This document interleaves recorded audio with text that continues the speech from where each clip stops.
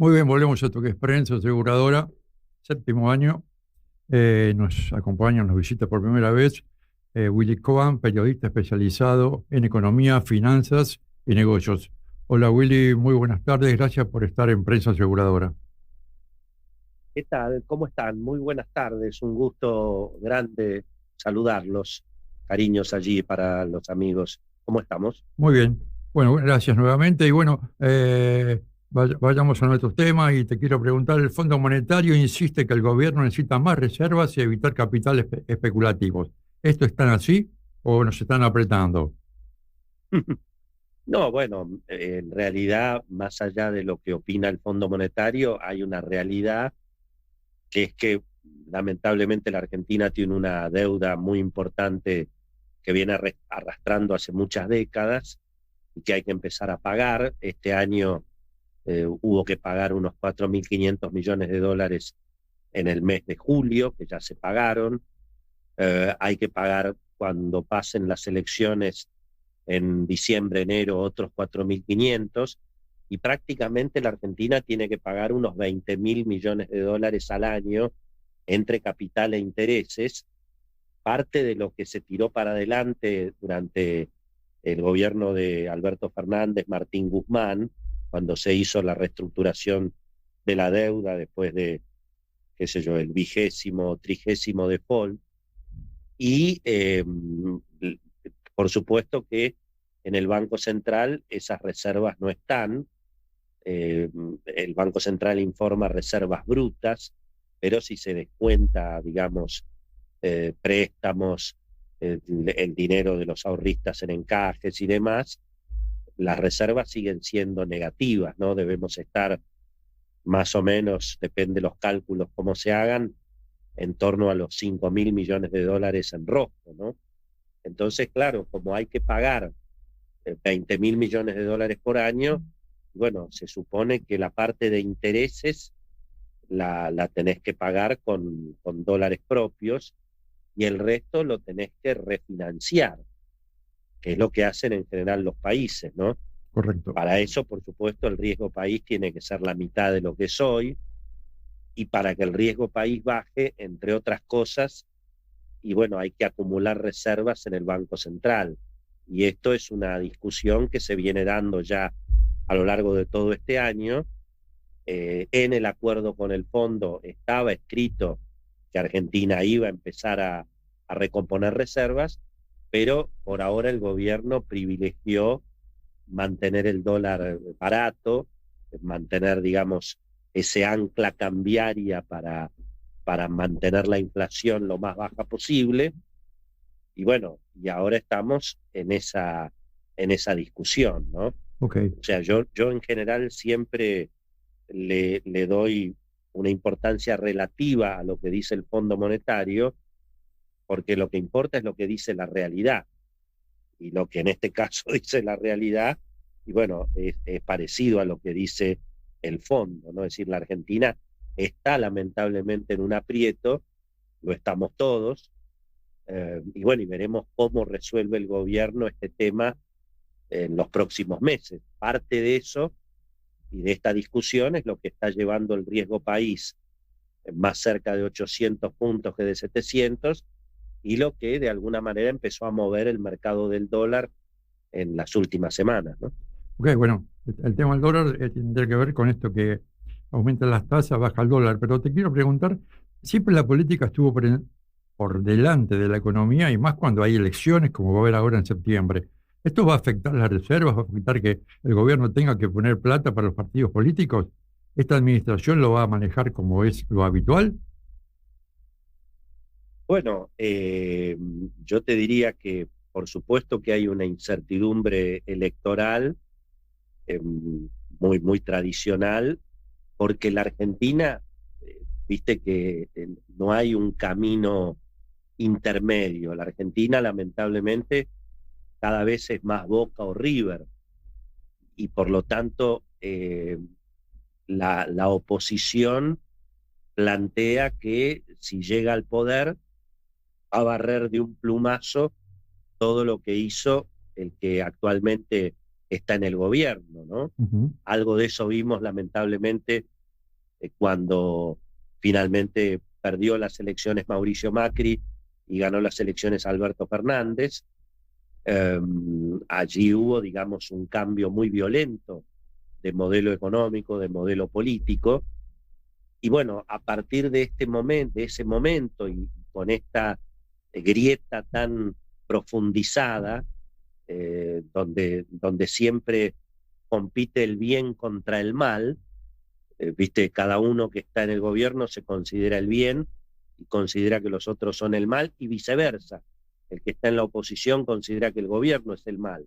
Entonces, ante semejante desafío, y bueno, por supuesto que el mundo económico, tanto sean los inversores profesionales, el público, cualquiera que administre una empresa o un kiosco, y bueno, ante cada desafío electoral, quiere saber si esto va a seguir más o menos como está, o si viene un cambio otra vez dramático, como ocurrió en su momento cuando terminó la administración Macri y volvió, digamos, lo que representaba ese acuerdo del peronismo, ¿no?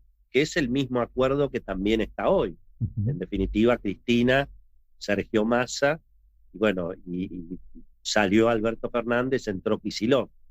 Eh, Eso me parece que es un riesgo político bastante evidente, ¿no? Al mismo tiempo, el gobierno tampoco ayuda mucho, porque el gobierno se pelea hasta con los que lo ayudan. Entonces también ahí hay una situación en el Congreso con los gobernadores que tampoco está muy clara cómo se va a dirimir, porque en el medio está justamente la discusión sobre el equilibrio fiscal, que es un superávit fiscal que todo el mundo aplaude, pero que políticamente no está claro si puede ser sostenible toda la vida. O sea, si el superávit fiscal es porque, digamos, no construís rutas, liquidás al sector productivo con impuestos y retenciones, eh, les congelás el bono a los jubilados toda la vida, y tarde o temprano ese equilibrio fiscal deja de ser sustentable, ¿no? Ok. Acordate que en los países normales existe la ley de presupuesto, donde ahí es donde se discute cuánto se recauda y cuánto se gasta. Lo que pasa es que en la Argentina la ley de presupuesto siempre fue medio un chiste, y hace 2 años que directamente no tenemos ley de presupuesto. Entonces, claro, todas estas batallas le incorporan un ingrediente de riesgo político, donde está esta grieta penosa por la que transcurre la Argentina hace tanto tiempo, el propio gobierno que no contribuye mucho a tranquilizar los ánimos, y un régimen, si querés, cambiario, que está en discusión por lo que hablábamos antes, es decir, el hecho de que el gobierno haya optado por incumplir, si querés, el acuerdo con el fondo y no aprovechar la temporada de oferta de dólares del campo para sumar reservas, y haya postergado eso, bueno, también genera un problema, qué es lo que va a hacer el gobierno después de las elecciones, gane o pierda, ¿no? O sea, me parece que aquí no hay una cuestión, es decir, que gane el gobierno las elecciones, creo que es una condición necesaria para que la economía, de alguna manera, no quede muy afectada, pero no es una condición suficiente. Hay que ver cómo gana, si es que gana, qué hace con ese triunfo.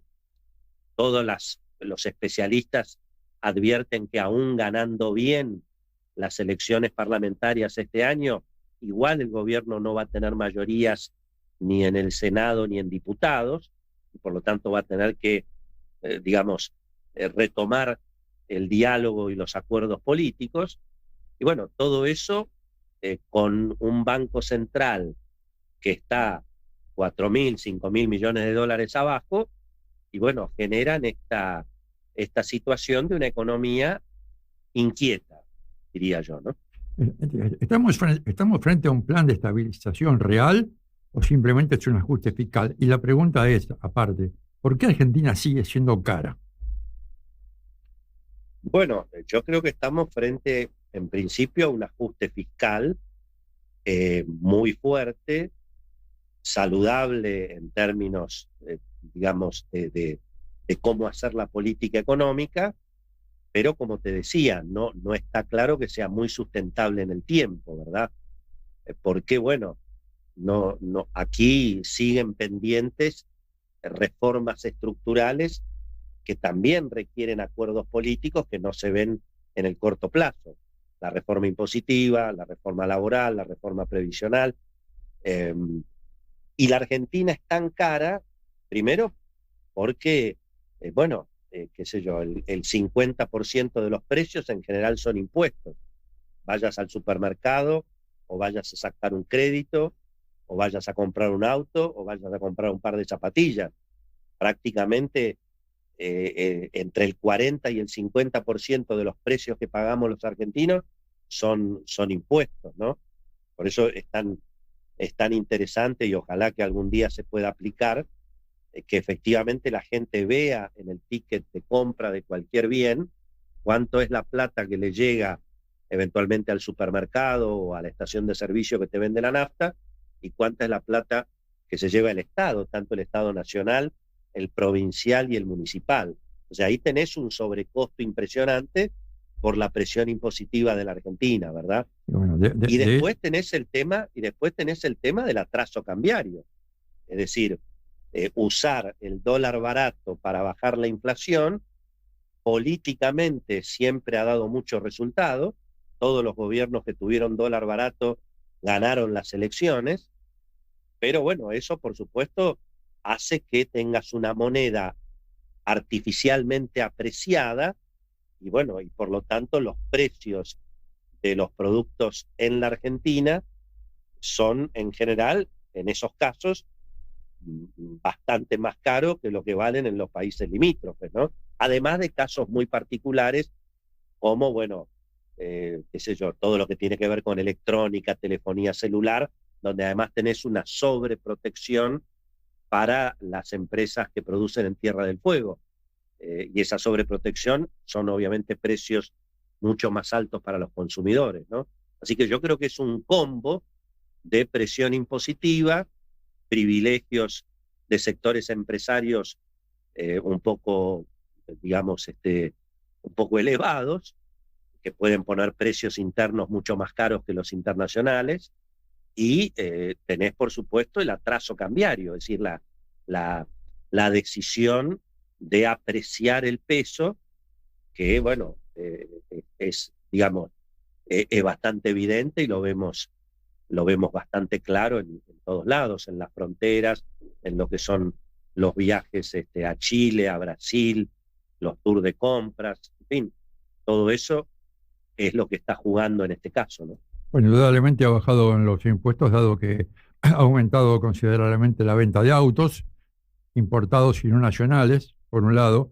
Y por otro lado, te quiero preguntar si eh, la inversión extranjera no va a llegar en tanto no haya reformas previsionales, impositivas y demás, es decir, todavía no hay seguridad jurídica.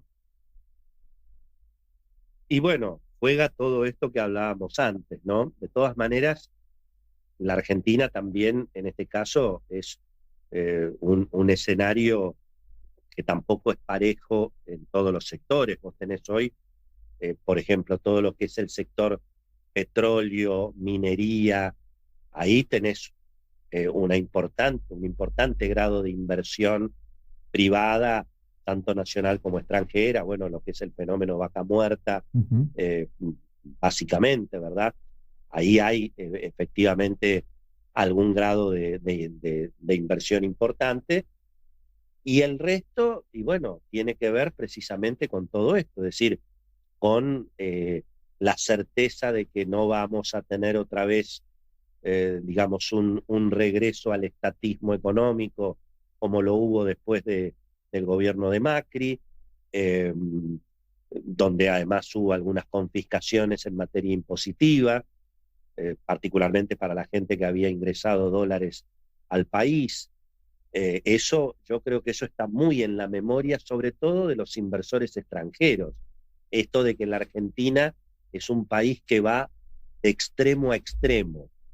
Y yo creo que para que Argentina sea como Brasil, o como Uruguay, o como Chile, o como Perú, o como Paraguay, y bueno, falta que se pruebe que puede haber un cambio de gobierno y que ese cambio de gobierno no resulte en, digamos, hacer volar por el aire todo el régimen económico del gobierno anterior. Vos viste que en Uruguay gana el Frente Amplio, después gana los conservadores, en Chile ganó un comunista, en Perú tienen crisis políticas todas las semanas, y no hay, en Brasil por supuesto pasamos de Cardoso a Lula, a Bolsonaro, y en general las reglas económicas básicas del capitalismo se siguen manteniendo. La Argentina, bueno, es un país muy particular donde pasan cosas que no pasan en el resto del mundo, ¿no? Y aquí se discuten algunas cuestiones que ya a nivel internacional ya no se discuten tanto, ¿no? Sobre todo el equilibrio presupuestario, que no haya inflación, que cuando se votan beneficios sociales tiene que haber un financiamiento para eso. Bueno, hay cierta demagogia muy instalada en la política argentina y bueno, que genera razonables dudas en los que tienen que venir a poner plata en este país. No te olvides que en este país se privatizaron empresas y después se expropiaron empresas, y no solamente que era el mismo partido político el que lo hacía, sino que eran las mismas personas. Esto pasó, digamos, en el caso de YPF o en el caso de las privatizaciones de los 90. Muchas de las personas, no solamente del partido político, sino muchas de las personas que habían estado a favor de achicar el Estado, fueron después los primeros en promover las expropiaciones, ¿no? Eso no se ha visto en otros lugares del mundo en forma tan impresionante como se vio en Argentina, ¿no? Te quiero preguntar, las multinacionales en algunos casos se están yendo del país. Es una señal. ¿Vos creés que vienen fusiones y adquisiciones de empresas? ¿Creés que concentrar el mercado es la receta del ajuste? Bueno, no estoy, digamos, tan interiorizado en el detalle. Hay algunas compañías que a nivel global han estado haciendo reestructuraciones, caso Telefónica, ahora Carrefour, y hay algún otro caso más. Pero te diría que yo no veo un escenario, digamos, como fue en su momento cuando se tuvo que ir LAN de la Argentina, que se fue espantada, digamos, que salen corriendo, o como fue, por supuesto, cuando estalló por el aire la convertibilidad, que veía a los bancos extranjeros yéndose eh, o compañías totalmente decididas a abandonar el país. Eso no lo estoy viendo por ahora. Creo que hay un wait and see, es decir, un poco lo que venimos hablando. Probar que efectivamente la Argentina en alguna medida ha madurado en términos políticos y en términos económicos, y que puede haber un recambio institucional, que venga otro partido, otro presidente, digamos, otro elenco de gobierno, y que se mantengan, digamos, las reglas de la ley de gravedad en materia económica. Eso lamentablemente no lo hemos tenido en la Argentina todavía,